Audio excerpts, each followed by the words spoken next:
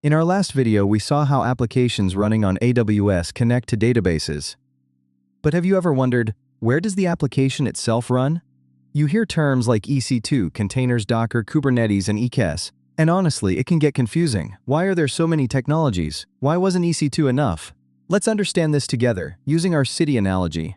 Imagine AWS as a large modern city.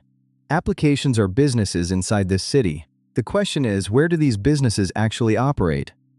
Before containers, before Kubernetes, applications were mostly deployed on virtual machines. In AWS, these virtual machines are called EC2 instances. Suppose you have built an online shopping application. You create an EC2 instance, install Linux, install Java, copy your application code, configure security, open the ports, and start the application. And, congratulations, your application is live. Sounds simple, right? But what happens if your application becomes popular? Instead of 100 users, you now have 10,000. Or a lakh. Will a single server be enough? Probably not. So you create 2 servers, then 5, then 10. And suddenly, you have a new problem.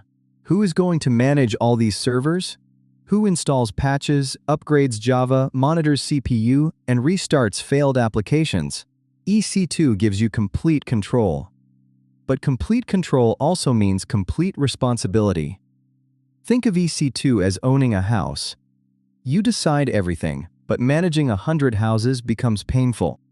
People wanted the flexibility of EC2, but with less operational work. And that is when containers entered the picture. So what do applications really need to run? They need code, libraries, runtime, dependencies, and configuration. Now imagine you could package all of these things into a single box and run that box on any machine. That is exactly what a container is. And the most popular technology for creating containers is Docker. Docker introduced something called Docker images. Think of an image as a blueprint. It contains your application code, the Java runtime, libraries, and every dependency. And from this image, Docker creates containers. Now here is the beautiful part. You don't care which server you are running on. If Docker is installed, your container runs exactly the same way, everywhere. Simple, portable, and predictable. Think of containers as apartments, where everything is already set up and residents just move in. Containers solved a massive problem. But another one appeared. Imagine you are Netflix, or Amazon, or Flipkart. You don't have one container, you have hundreds, thousands, maybe 10,000. Some run web applications, some run Kafka, some run databases, and some run machine learning. Now ask yourself, who decides which server should run a container? What happens if a server crashes? What if CPU usage reaches 90%? How do you deploy a new version without downtime? Docker creates containers, but it does not orchestrate them. And that is why Kubernetes was created. Kubernetes is an orchestration platform. That is a fancy word, so let's simplify it. Imagine our city again. You now have 100 apartment buildings, 10,000 residents, people moving in and out, buildings under maintenance, and new ones being constructed. Can one person manage all this? Of course not. You need a management office. That is exactly what Kubernetes is. It manages where applications run, how many copies should exist, what happens if a server fails, how traffic is distributed, and how applications recover automatically. But how does Kubernetes actually do this? What is inside?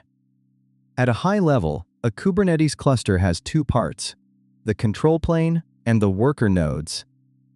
Think of our city again. The worker nodes are the apartment buildings, where applications actually live. The control plane is the management office. This is the brain. It decides where applications should run, how many copies exist, what happens if something fails, and how updates are performed. Now let's open this management office. There are 4 important people inside: the API server, etcd, the scheduler, and the controller manager. Each one has a specific job, and together they run the entire cluster. Let's meet them one by one. Imagine you are an engineer, and you want to deploy an application. You apply your configuration file. But what happens next? Where does this request go? Every request in Kubernetes goes through the API server.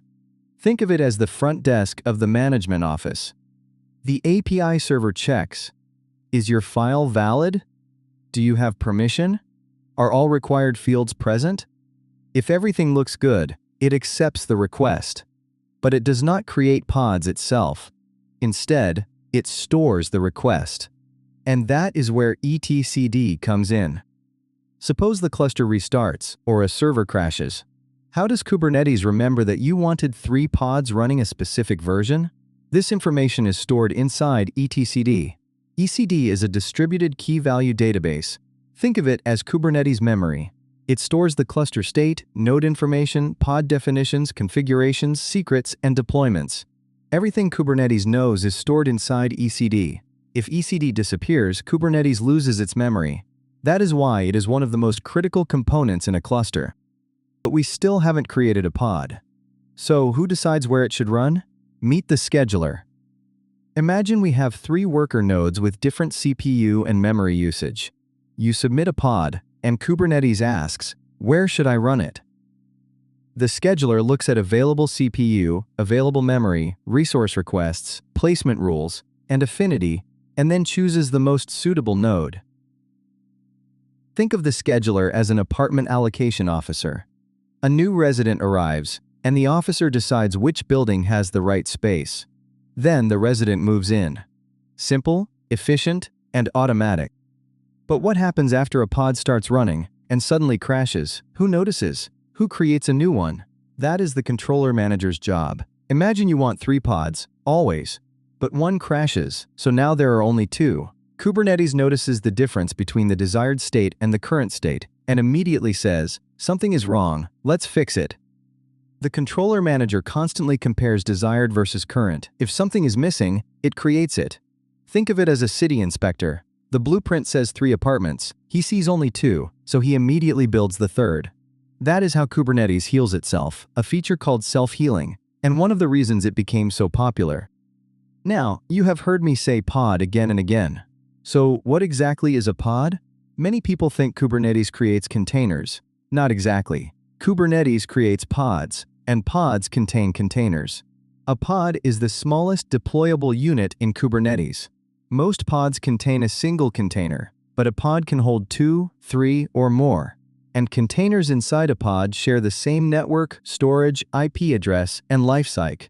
Think of a pod as an apartment, and the containers as residents living inside, sharing the electricity, water, and internet. But here is something interesting. Engineers rarely create pods directly. Instead, they create deployments. Suppose you want 3 copies of your application. Will you manually create pod 1, pod 2, and pod 3? Of course not. Instead, you create a deployment. A deployment tells Kubernetes which image to use, how many replicas should exist, and how updates and failures should be handled. Kubernetes then creates a deployment, which creates a replica set, which maintains the pods, which contain the containers. The deployment is the blueprint. The replica set decides how many apartments exist. The pods are the apartments, and the containers are the residents. Simple, but incredibly powerful.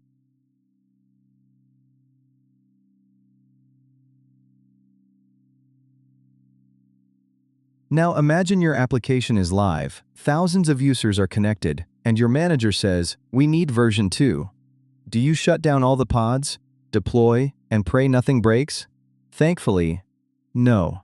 Kubernetes has a smarter way, called rolling updates. Suppose you are running version 1.27 on 3 pods, and you update to 1.28.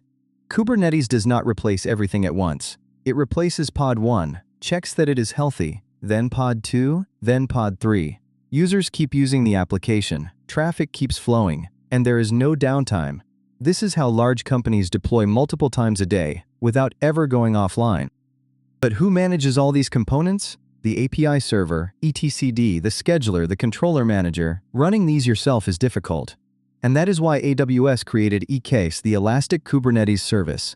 AWS realized that Kubernetes is powerful, but managing it is complicated, so with ECase manages the entire control plane for you, while you focus on your worker nodes, pods, containers, and applications.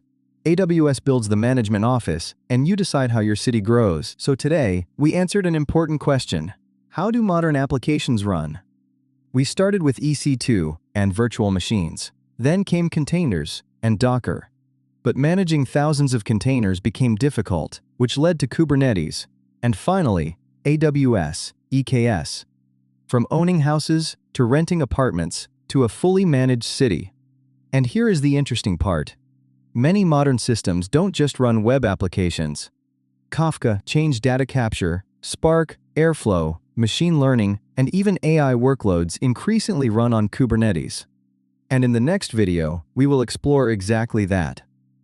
How does change data capture actually work as data travels from Oracle, PostgreSQL, and MySQL through Kafka and data lakes all the way to analytics and AI?